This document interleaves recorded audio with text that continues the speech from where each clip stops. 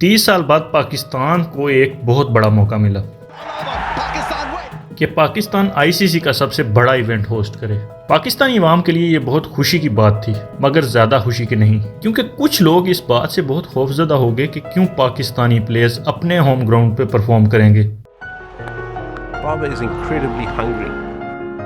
आखिर कौन है जो पाकिस्तान का इतना बड़ा दुश्मन है, जिसको पाकिस्तान से इतनी जेलसी है?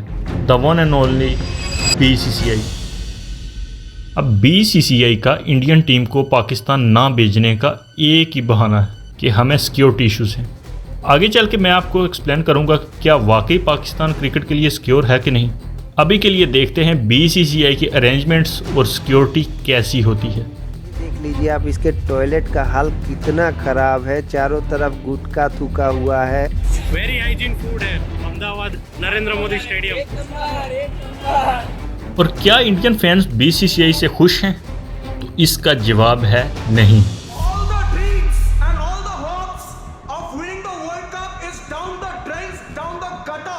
इंडियन फैंस बीसीसीआई को हेट कर रहे हैं। इंडियन टीम ने वर्ल्ड कप में बहुत अच्छी परफॉर्मेंस दी, इस पर इंडियन फैंस को खुश होना चाहिए और वो इंडियन टीम से खुश भी हैं, लेकिन वो बीसीसीआई को पसंद नहीं करते, जिसकी कुछ रीजंस हैं। बीसीसीआई अपने फैंस को बिल्कुल भी इज्जत नहीं देता। एशिया कप 2023 में बहुत से इंडियन फैंस पाकिस्तान ट्रैवल करना चाहते थे और इन मैचेस को पाकिस्तान में देखना चाहते थे, लेकिन बीसीसीआई ने इंडियन फैंस को पाकिस्तान जाने से मना कर दिया। The Secretary of the BCCI has confirmed that India will not be going to Pakistan for the Asia Cup. BCCI सबसे अमीर बोर्ड है। दुनिया के सबसे अमीर बोर्ड यानी कि बीसीसीआई के पास मौजूदा समय में कितना पैसा है, इस बात की जानकारी सामने आ गई है। इसके बावजूद प्लेयर्स और फैंस को थर्ड क्लास से भी बुरा एक्सपीरियंस मिलता है।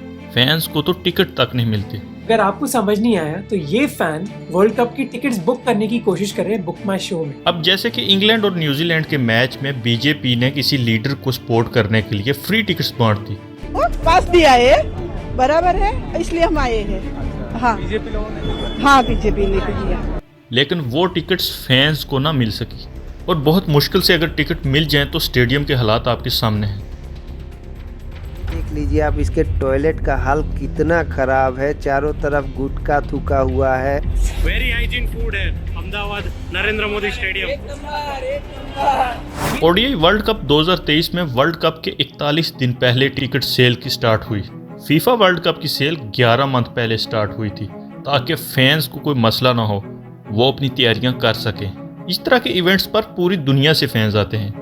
अब अगर किसी फॉरेनर को इंडिया में वर्ल्ड कप देखना हो तो उसके पास सिर्फ 41 दिन हैं, जिसमें वो टिकट लेगा, वीज़ा लेगा, होटल्स बुकिंग करेगा और बाकी सब मैनेज करेगा, यानी इम्पॉसिबल। फैंस के साथ साथ प्लेयर्स का भी बुरा हाल है। इंग्लैंड टीम ने तो अपने प्लेयर्स को बताया कि कोई भी आउटफील्ड में डाइव ना लगाए, क्योंकि धर्मशाला स्टेडियम के हालात बहुत बुरे हैं।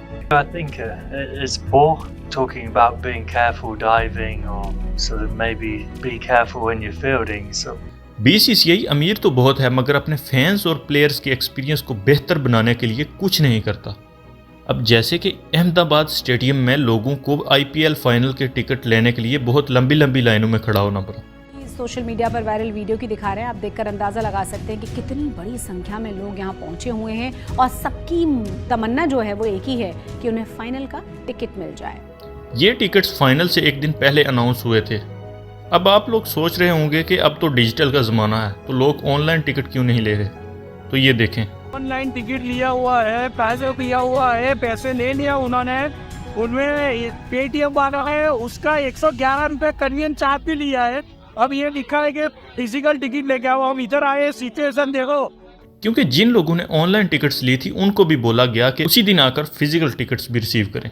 अब लोग शदीद गर्मी में आईपीएल फाइनल के टिकट लेने के लिए खड़े थे और इन लंबी लंबी लाइंस को अच्छे से मैनेज भी नहीं कर रहे थे कि जिससे ये हो सके कि एक लाइन उन लोगों की हो जो ऑनलाइन टिकट्स रिसीव करने आ रहे हैं और एक लाइन उनकी जो न्यू टिकट्स लेने आ रहे हैं।